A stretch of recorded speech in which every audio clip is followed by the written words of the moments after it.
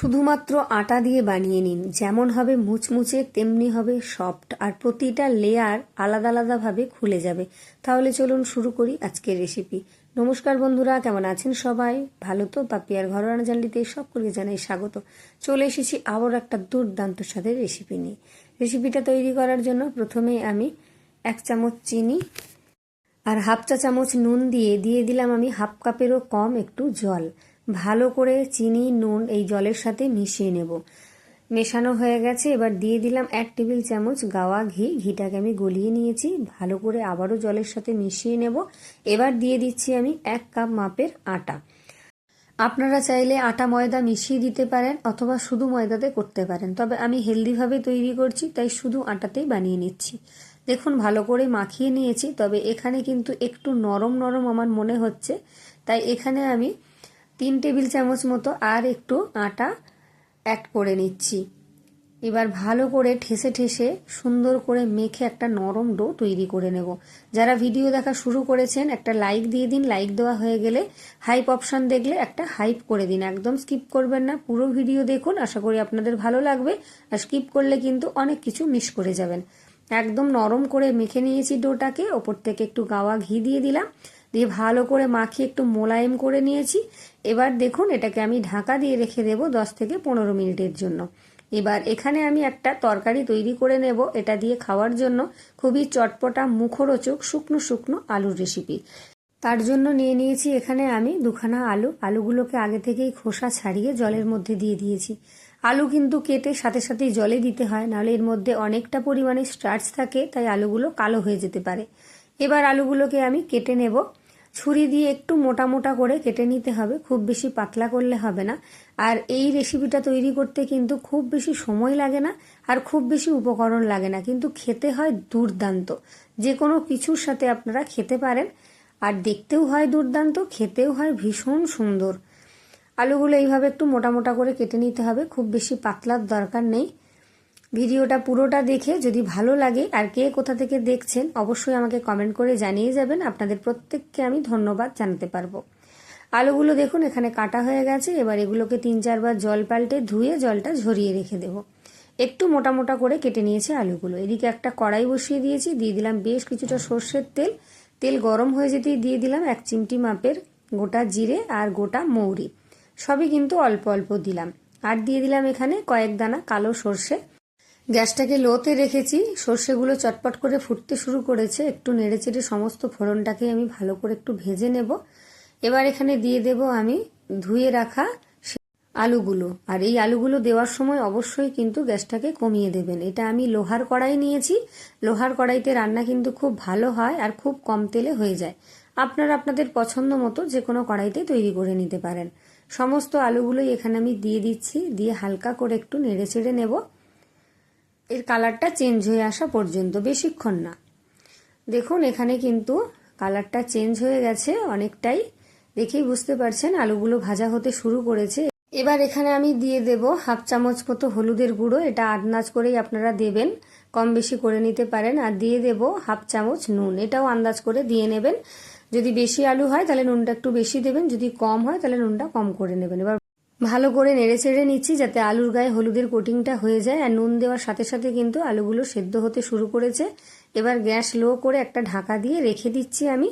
এবার এদিকে নিয়ে নিয়েছি একটা মিক্সির বাটি। মিক্সির বাটির মধ্যে দিয়ে দেব আমি হাফ টেবিল চামচ গোটা ধনে, আর দিয়ে দিচ্ছি এখানে হাফ চামচ গোটা জিরে, আর দিয়ে দিচ্ছি কিছুটা চীনা বাদাম। এগুলোকে আমি খোসা সমেতই দিয়ে দিলাম। আর এখানে দিয়ে দিচ্ছি আমি 5-6খানা মতো রসুনের কোয়া, আর অল্প কিছুটা আদা আমি একেবারে কুচি কুচি করে রেখেছি, সেটাও এখানে আমি দিয়ে দিলাম। আর দিয়ে দেবো এখানে আমি 1খানা শুকনো লঙ্কা। ঝালটা কিন্তু আপনারা কম বেশি করে নিতে পারেন। এটা ঝাল ঝাল চটপটা আলুটাকে তৈরি করার জন্য একটা সুন্দর মশলা আমি তৈরি করে নিচ্ছি। জল ছাড়াই এটাকে আমি পেস্ট করে নিয়েছি, একদম দরদরা দরদরা করে। এটাকে কিন্তু খুব বেশি মিহি করে বাটতে যাবেন না, এইভাবে একটা দরদরা দরদরা পেস্ট তৈরি করে নিলেই হবে, দেখেই বুঝতে পারছেন। এবার একটা বাটির মধ্যে আমি সমস্ত পেস্ট করা মশলাটাকেই তুলে নিচ্ছি। এই মশলাটা দিয়ে কিন্তু আলুর রেসিপিটা দারুণ হবে খেতে, আর দেখতেও সুন্দর লাগবে। এদিকে আমি ঢাকাটা খুলে নিচ্ছি, ওদিকে মশলাটা তৈরি করতে করতে আলুটা বেশ ভাজা হয়ে গেছে, দেখুন গায়ে কালার এসে গেছে আর অনেকটাই বেশ সেদ্ধ হয়ে গেছে, মোটামুটি 80% মতো আলু সেদ্ধ হয়ে গেছে। দেখুন দেখেই বুঝতে পারছেন আলুটা কিন্তু 80% সেদ্ধ হয়ে গেছে। ভালো করে একটু নেড়ে চেড়ে দেবো। ঠান্ডা লেগেছে তাই গলার আওয়াজটা একটু অন্যরকম লাগছে, ক্ষমা করবেন তার জন্য আমাকে। আর এবার দিয়ে দিচ্ছি কিছুটা কারি পাতা। আপনারা যদি কারি পাতা পছন্দ না করেন তবে স্কিপ করতে পারেন, তবে দিলে খেতে ভীষণ ভালো লাগে। আর কারি পাতা না দিতে চাইলে রান্নার শেষে কিছুটা ধনেপাতা কুচি ছড়িয়ে দিতে পারেন। কারি পাতাগুলোকে নেড়ে চেড়ে একটু ভেজে নেব ভালো করে। কারি পাতার গন্ধটা কিন্তু ভীষণ সুন্দর লাগে এই শুকনো শুকনো চটপটা আলুর রেসিপিতে। এবার দিয়ে দিচ্ছি আমি পেস্ট করে রাখা মশলাটা। এবার ভালো করে একটু নেড়ে চেড়ে নেব। লো আঁচেই নাড়াচাড়া করব, না হলে কিন্তু মশলাটা পুড়ে যেতে পারে। আদা রসুনের কাঁচা গন্ধটা চলে যাওয়া পর্যন্ত একটু নাড়াচাড়া করে নিলেই হবে। খুব বেশিক্ষণ কিন্তু লাগে না এটা তৈরি করতে। এই রেসিপিটা বাড়িতে বানিয়ে খেয়ে আমাকে অবশ্যই কমেন্ট করে যাবেন। আর ভালো লাগলে যদি আমার চ্যানেলে নতুন হয়ে থাকেন তাহলে অবশ্যই চ্যানেলটা সাবস্ক্রাইব করে পাশে থাকা বেল আইকনটি প্রেস করে অল করে রাখবেন। আমার ভিডিও নোটিফিকেশন সবার আগে আপনার কাছে পৌঁছে যাবে। ওপর থেকে কিছুটা চিনি দিয়ে দিলাম স্বাদের ব্যালেন্সের জন্য, এটা দিলে ভীষণ ভালো হবে খেতে। এবার নেড়ে চেড়ে গ্যাস বন্ধ করে আমি সমস্তটাই নামিয়ে নেব। এটা কিন্তু একেবারে তৈরি হয়ে গেছে, দেখুন খুব তাড়াতাড়ি তৈরি হয়ে গেল। সমস্ত মশলা ভাজা হয়ে গেছে, কাঁচা গন্ধও চলে গেছে। এটাকে নামিয়ে নিয়েছি, দেখুন দেখতে কতটা লোভনীয় লাগছে না? খেতেও ভীষণ সুন্দর। এই পরোটার সাথে হোক রুটির সাথে হোক যে কোনো কিছুর সাথে দুর্দান্ত লাগবে। এদিকে আমি যে ডোটা ঢাকা দিয়ে রেখেছিলাম সেটা নিয়ে নিলাম। এবার আরেকটু আমি মেখে নেব। যারা ফেসবুক থেকে দেখছেন যদি ভিডিও ভালো লাগে তাহলে পেজটা ফলো দিয়ে দেবেন, লাইক করবেন আর কমেন্ট করে জানিয়ে যাবেন কেমন লাগলো। আটাটাকে আমি আবারও কিছুক্ষণ মেখে নিয়ে এখান থেকে একটু মিডিয়াম সাইজের লেচি কেটে নিচ্ছি। খুব বেশি বড় না আবার খুব বেশি ছোটও না, একটু মিডিয়াম সাইজ করেই কিন্তু লেচিগুলো তৈরি করে নিতে হবে। এখানে লেচিগুলো কাটা হয়ে গেছে, দেখুন। এবার একটা বাটি নিয়েছি, বাটির মধ্যে দিয়ে দিচ্ছি আমি 2 টেবিল চামচ মাপের ময়দা। ময়দার মধ্যে দিয়ে দিলাম আমি 2 টেবিল চামচ গাওয়া ঘি। এটা ঘি দিয়ে তৈরি করবেন, ভীষণ ভালো লাগবে। যেমন সুন্দর গন্ধ আসবে তেমনি খেতেও সুন্দর লাগবে। ভালো করে কিন্তু ময়দার সাথে ঘিটা আমি মিশিয়ে নিয়েছি। এটা রেডি হয়ে গেছে। এটাকে আগে থেকে রেডি করে নিলে কাজটা করতে সুবিধে হবে। এবার আমি কিচেন স্ল্যাবের মধ্যে অল্প একটু আটার গুঁড়ি ছড়িয়ে নিলাম। এবার নিয়ে নিয়েছি একখানা লেচি। ভালো করে একটু প্রথমে চেপে নিতে হবে, একটু চেপে চেপে গোল করে নেওয়ার পর ভালো করে একটু বেলে নেব। এটাকে একদম পাতলা করে একটু বড় করে বেলে নেব, খুব বেশি মোটা করার প্রয়োজন নেই। দেখুন বেলা হয়ে গেছে, একদম পাতলা করে বেলে নিয়েছি। এবার যে ঘি আর ময়দার একটা ব্যাটার তৈরি করে রেখেছিলাম সেটা এখানে নিয়ে নিচ্ছি। ঘি কিন্তু জমতে শুরু করেছে, দেখুন। আপনারা চাইলে সাদা তেল দিয়েও ব্যাটারটা তৈরি করে নিতে পারেন। হাত দিয়ে ভালো করে চারিদিকটা আমি লাগিয়ে নিয়েছি।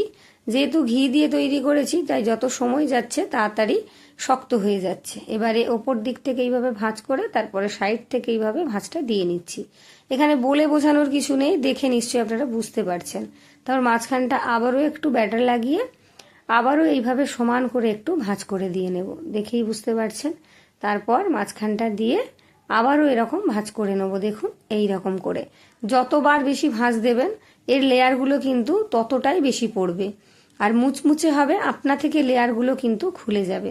এবার চৌকো করে আমি বেলে নেব। আপনারা চাইলে গোল করেও বেলতে পারেন, তাতেও সমস্যা নেই, তবে চৌকো করে বেলে নিচ্ছি দেখতে সুন্দর লাগার জন্য। যেহেতু চৌকো করে আমি এটাকে ভাঁজ দিয়েছি তাই চৌকো করে বেলে নিচ্ছি। একটা একদম রেডি হয়ে গেছে, দেখুন এইভাবে সবকটা আমি বেলে রেডি করে নিচ্ছি। দেখুন না বেশি পাতলা না বেশি মোটা করে বেলেছি। এবার একটা প্যান বসিয়ে দিয়েছি গরম হওয়ার জন্য। প্যানটা গরম হয়ে গেছে, গ্যাসটাকে লোতে রেখে আমি একটা পরোটা দিয়ে দিলাম। এক পিঠটা ভাজা হয়ে গেলে উল্টো দিকটা আমি উল্টে দিলাম, দেখুন। এবার ওপর থেকে দিয়ে দিচ্ছি আমি 2 টেবিল চামচ গাওয়া ঘি। গাওয়া ঘি দিয়ে যদি ভাজতে না চান সাদা তেল দিয়েও ভাজতে পারেন, তবে ঘি দিয়ে ভাজলে খেতে ভীষণ ভালো লাগবে। আর বেশি তেল কিন্তু লাগে না, 2 টেবিল চামচ ঘি বা তেল দিলেই কিন্তু ভাজা হয়ে যাবে। দেখুন এবারে উল্টে পাল্টে একটু মুচমুচে করে ভেজে নেব। ওপর থেকে ফুলে উঠেছে মানেই প্রত্যেকটা লেয়ার কিন্তু আলাদা আলাদাভাবে ছেড়ে গেছে। একটা হয়ে গেছে, আমি আরও একটা ভেজে দেখিয়ে দিচ্ছি। একদিকটা ভাজা হয়ে গেলেই এটাকে উল্টে পাল্টে একটু ভেজে নিয়ে তারপর ঘি দিয়ে ভেজে নিতে হবে। প্রত্যেকটা হবে মুচমুচে আর প্রতিটা হবে সফট। এটা একদিন রেখে দিলেও কিন্তু নরম থাকবে। প্রত্যেকটা ভেজে এখানে তুলে নিয়েছি। কতটা লোভনীয় লাগছে দেখুন। আপনারা কিন্তু খুব ঝটপট বাড়িতে বানিয়ে নিতে পারবেন, খেতে হবে ভীষণ ভালো। এটাকে আমি ভেঙে দেখিয়ে দিচ্ছি যে প্রত্যেকটা লেয়ার কতটা সুন্দরভাবে ছেড়ে গেছে।